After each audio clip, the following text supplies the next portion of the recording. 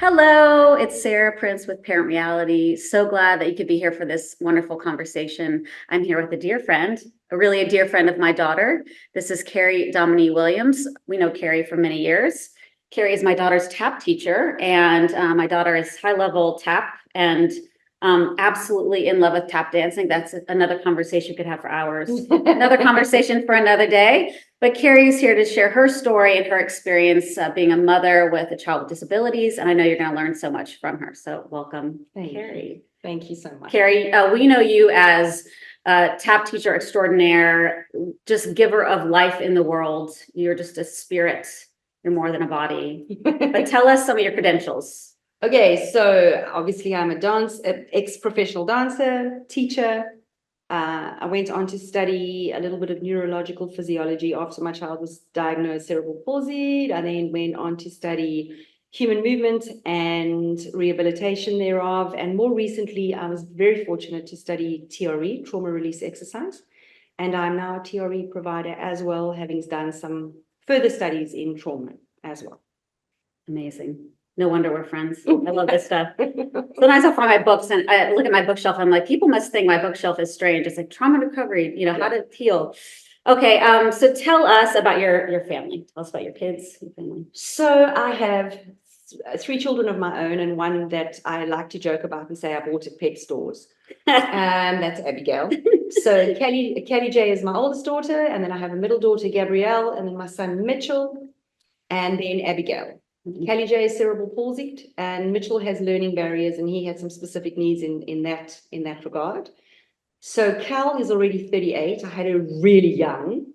And Gabs is 32, Mitch is 27, and Abby will be 24 in a couple of days' time. Oh, happy London birthday to her. Yeah. Okay, I specifically would love to hear about your journey with Callie because I think it's a unique one, and just learning disabilities like Mitch, we talked about a lot here. I've shared my own issues and my kids' struggles, but talk about as a mother, who were you pre-Callie? She was your first. She was my first. Okay, so what did you envision before motherhood would look like when you were pre-Callie? Well, I think it's important to note that motherhood was a big surprise for me. I most certainly wasn't planning on having a baby that young.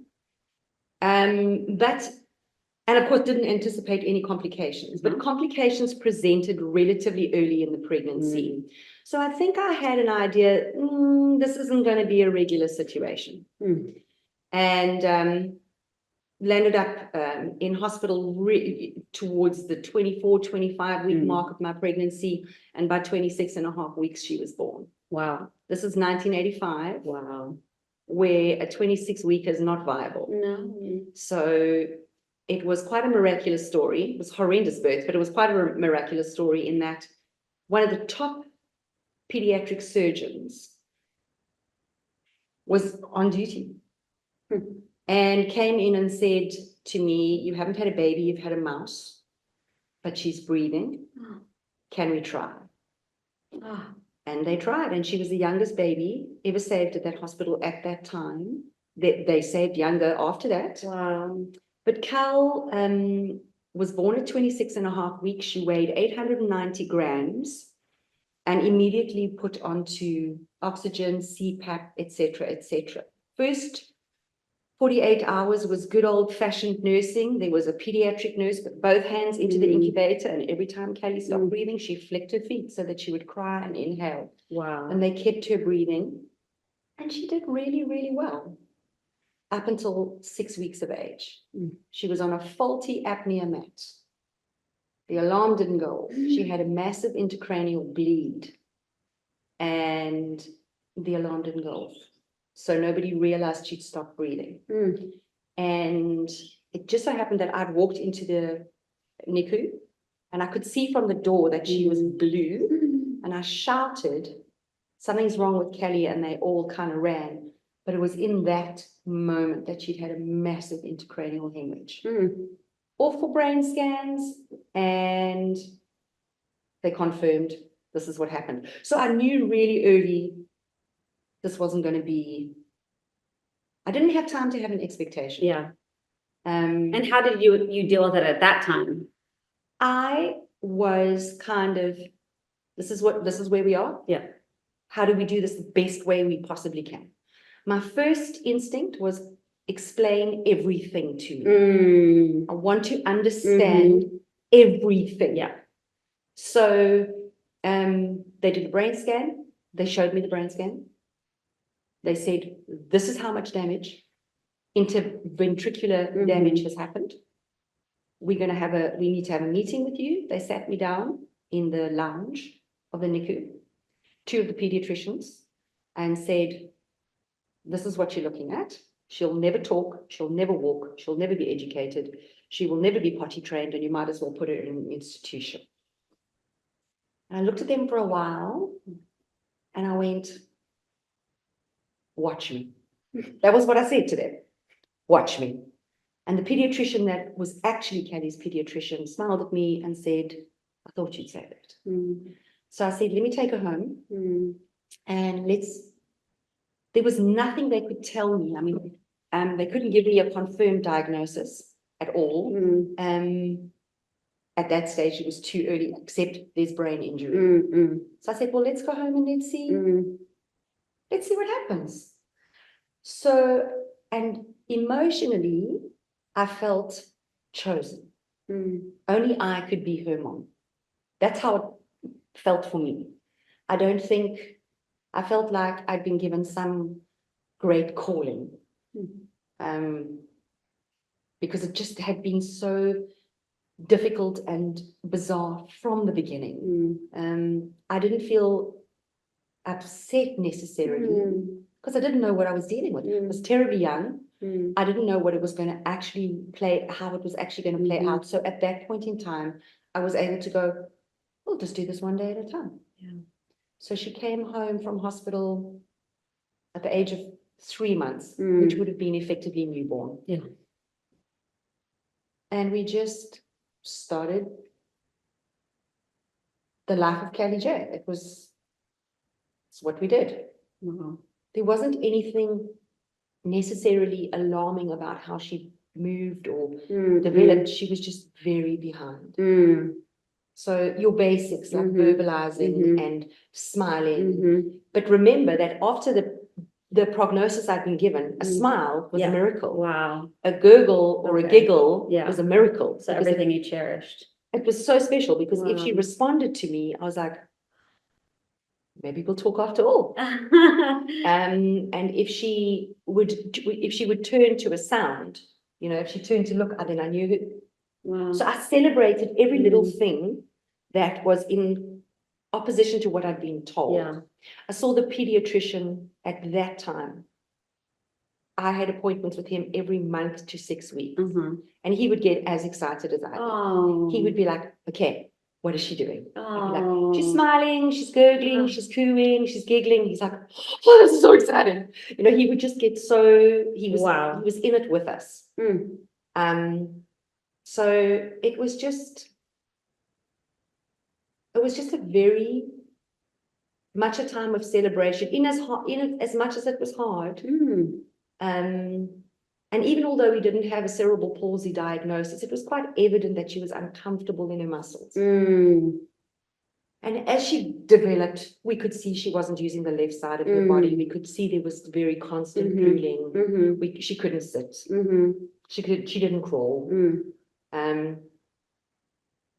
But we found ways to prop her up, and I just talked. I never stopped talking to her. Everything I did, I was giving her feedback. And I'm going to wash the dishes now. And then I'd say, can you see this is pink? You see this is pink? And she'd be like, I'd be like, and what color is this? What color is this? Is it blue? So she was comprehending me. And I just kept going. I never stopped talking. I never stopped talking for about 16 months. And then when she did start talking, it was sentences. I think parents really underestimate how much they're taking in when they're nonverbal. I think they really, we're the same. I can't stop talking and my whole house can't. So my son was nonverbal. I don't think we realized what he was picking up because we were just talking all the time to him. We just always are connecting, always. And it makes a huge difference. I think it's also just to take that step of absolute faith Yeah. that maybe the prognosis is completely wrong Mhm. and that your child is going to develop in the way that they're going to develop. Yes. And I could see by her eyes that Mm. I could see excitement, I could see joy, I could see pain, I could Yeah. see fear. Yeah. I learned to read my child. Mm. I'd be Mm. like, I'd see something, maybe it was a new expression, and I'd go, can you help mommy? Are you sure? Mm. Are you tired? Can you help me? Sometimes she could, sometimes she'd just watch me. But she really started to verbalize quite early. Like that was the one thing that was on track. Yeah. How cool. So we had, by the grace of God and just incredible joy, she could communicate. And that was really exciting. That was really exciting. We could see the physical limitations. Yeah. And we knew that that was going to be a challenge from quite early on. Yeah. But she was going to talk. That's amazing. When did you get an official diagnosis, and what did that look like? 15 months. Okay. 15 months was kind of the legal. Okay. So cerebral palsy had not even been mentioned to me. It was just, you remember that there's brain, you know, the cops needed to remind me. I was like, no, I was there. I've got it. It's okay. I'm not forgetting. And I distinctly remember he specifically wanted to see her when she was 15 months old. And he said to me, she is cerebral palsied. It is irreparable. It cannot be changed. It cannot be fixed. Her brain is indelibly damaged, and the damage is extensive. And he still looked at me and he went, do you understand? And I said, I don't know if I understand, but I do hear you. Yeah.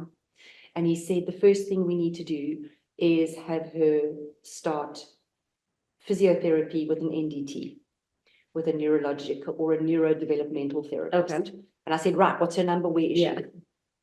So we lived in a really small coastal town, and there was only one NDT, and she was outside of town.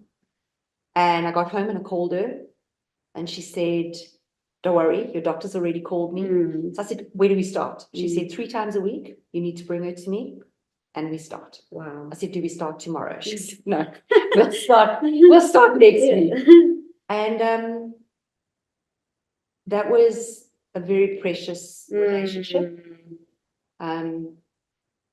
And that's where we started. 15 months, she still couldn't sit. Okay. She still couldn't crawl. But man, was she verbal. Wow.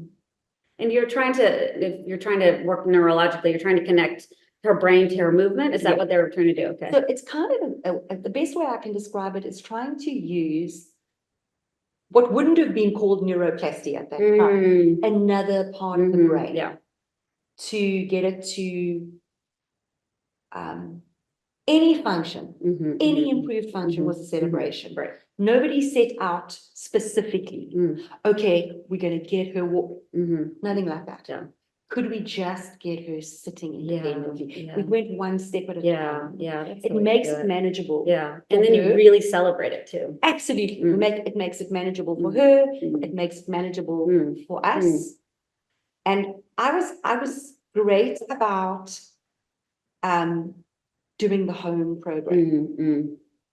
I always say to people, I spent 18 months of my life on my knees teaching her to crawl. I crawled, grabbed the backs, her little thighs, because cerebral palsy children will bunny hop. So they'll hands, both knees, hands, and we had to get that right, left set. I crawled for 18 months behind her. Wow. It was like if she wanted to go somewhere, she would say, I want to go there. I'll be like, I'm coming. I'd get on my hands and knees and I'd crawl behind her. Wow. Then once we got that right, it was to be able to put one leg forward, push up on that one leg and to stand. And that's all we did. We did that for another 2 years, getting her to stand properly. So it wasn't just, could she crawl? Could she stand? Could she sit? It was, could she do it to the best possible way, given what was going to progress her physical ability neurologically, the connection, of right foot, left foot, as opposed to both feet. Yeah. So for up until the age of 8, she was either on the ground crawling, or we were doing physio and exercises, or she was in a wheelchair. Or I carried her. But she was still only able to sit up to the age of 7. She had massive orthopedic surgery at age 6. And then intensive physiotherapy. And really, what changed Kelly's walking ability was a dream that she had. Her sister had been born by now. Gabi was 10 months old. And Kelly had had the surgery, and it effectively had been unsuccessful. Wow. And she was bedridden. And I used to sleep in the room on the floor between the 2 girls because she would need to be turned. I mean, that was normal. I turned her. I mean, I would get up 5 times a night till she was 12 to turn her. But she had a dream that she walked because she encountered who she perceived to be Jesus. And she'd seen this image of her walking. And honestly, Sarah, that gave her faith. And she started to try to stand. I was thinking it must be so painful. She must have fight every day. The grit. Yeah, the courage. It's Wow. Kelly had and has 2 things in abundance: love and courage. She has more love in her baby finger than I have ever encountered in any other human being. And her tenacity and her determination is, I've never seen it before. And I doubt I'll see it again. No matter how many times she got disappointed, hurt, tired, she'd just be like, can I try again, Mom? I'd be like, Carl, it's 10 o'clock at night. Mom, just one more. Let me just try one more time. And she just never gave up. She just never gave up. She would do things like, when she was 2.5, we realized that together with her beautiful physio, we realized that she needed specialized education. And she needed more than neurological physiotherapy. So we visited Cape Town and we checked out Vista Nova, Cerebral Palsy School. And we realized that there was so much more that they could offer her: speech therapy, occupational therapy, hydrotherapy. Anyway, and in about grade 5, they had a school outing to a pottery studio. Now, Kelly has spastic hands. She can't balance when she stands. And they went to this pottery studio, and she came home and she said, I want to do pottery. And I was like, are you sure? She's like, I want to do pottery. So I said, did you watch the potter work with the wheel? I want to do pottery. So I said, okay. Phoned the potter, some award-winning potter that had a studio. And I said, hi, hope you don't mind me calling you at home. My daughter was at your studio. Yes, she said, I remember her. I said, I'm so sorry. She said, I'm listening. I said, she wants to do pottery. She said, great. When would she like to start?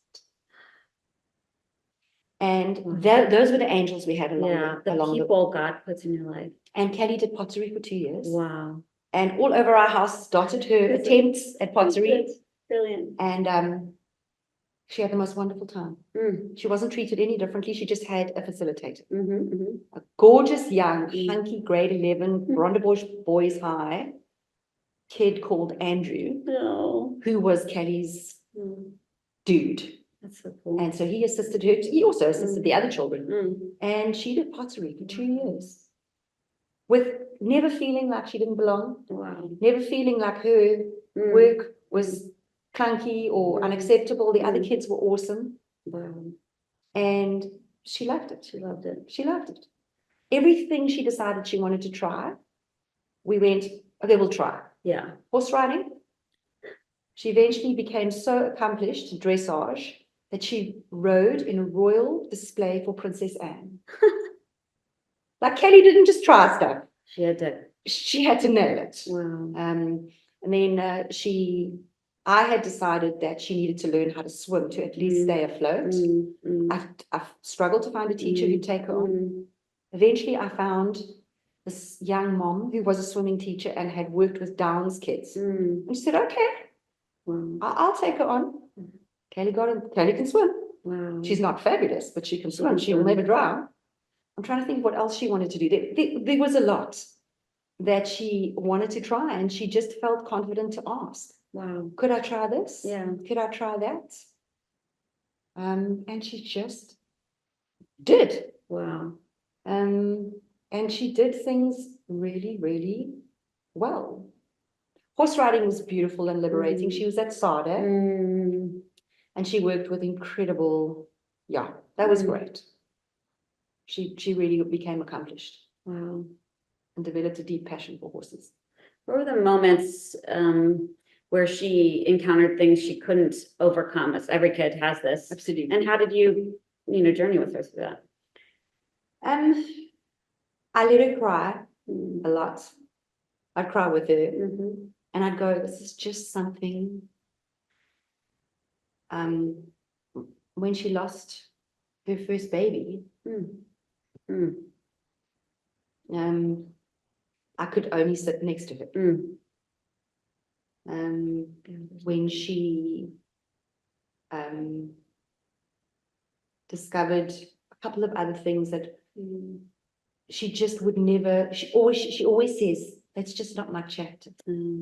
So when she couldn't, she was determined to get her driver's license. And we really did try, but it just wasn't. And when she talks about it now, she goes, that just wasn't my chapter. Wow. Losing 2 babies, it just wasn't my chapter. She had the ability to accept and openly grieve that which she couldn't, that which she couldn't do. For me, when I had to see that disappointment and that closing of a door, I grieved privately. I always say to other moms that have been found themselves on this journey, cry until you throw up if you have to, but do it. Get it out. You have to go through it. You have to. There's only one way, and that's through. And there's always a rainbow or some sunshine in it. Always. And for example, with Cal, with the things that she really hasn't been able to achieve or she's lost, she's turned it around where she can to be the best supporter of people who can do. So she's always everybody's first, number one fan, biggest cheerleader when she couldn't. As hard as it is, It's so unique. she still can't do baby showers. She just can't. But she can shop up a store and make sure that that baby gets the best presents.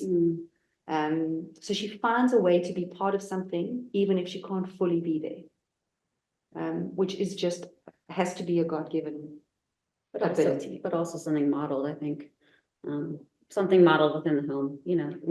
It's within you, but it's also around you. Yeah, I think she was also, I really believe in exclusive education. I really believe that being in a school where everybody is struggling with something and you're surrounded by positive, committed people going, let's try and find another way to get this right. I love that. So for her, being at Vista Nova, surrounded by other cerebral palsy, all other kids with special needs, who are still her friends. They're all in their 30s. That's cool. And they've journeyed life together, so and they've cool. held each other's hands. That's so cool. As they've kind of gone through life. So there was always this really positive attitude of, okay, this is not working, let's try another way. The stories Kelly shares of kids who are more physically disabled than she is or was, and she would be like, Mom, do you know that Kwesi only has 1 foot that works, but he can open a bottle of cool drink? How cool is that? That's so cool. I'd be like, okay. I was like, I have a question. If you can see Kwesi can't open the cool drink, do you just open it and give it to him? No, Mom, you've got to do it. That was kind of how how they loved each other. They believed in each other. They that believed you in could. each other. They'd stand there and wait. Mm, Go, Grace, you got it. mm, Yes, you opened it. You know, it was just beautiful. the support, Yeah, the sisterhood, the brotherhood, the Yeah. friendship. yeah. One of the boys that she used to catch the bus with Mm, was profoundly deaf. mm, And she used to kind of, he was a big, strong guy. mm, So he could pick her up and carry her on his Mm. back and all that kind of thing. But he was profoundly deaf. mm, And she would do it by accident. She'd be talking to him and she'd turn away and he'd grab her face and bring it back. mm. And I'd watch the two of them Mm. and think, you guys are beautiful. That's amazing. You're so accepting. Yeah, but also this is what I need. Yeah. Mm, It was just beautiful. Mm. She embraced her disability mm. as where she found herself. Wow. And yeah, she cried. Yeah, Yeah, she got frustrated. Yes, she got hurt. yeah, Being misunderstood is horrible. yeah. But she had a team. Mm. So yeah. I'm so glad we could spend this time with you in the podcast. To listen to the rest of this podcast, you can find it at Special Needs Parenting Through Many Seasons, Part 2. For more information on Parent Reality, you can visit www.parentreality.co.za. We look forward to spend more time with you sharing information that could be of use to you in your special needs journey. Have a wonderful day. Goodbye.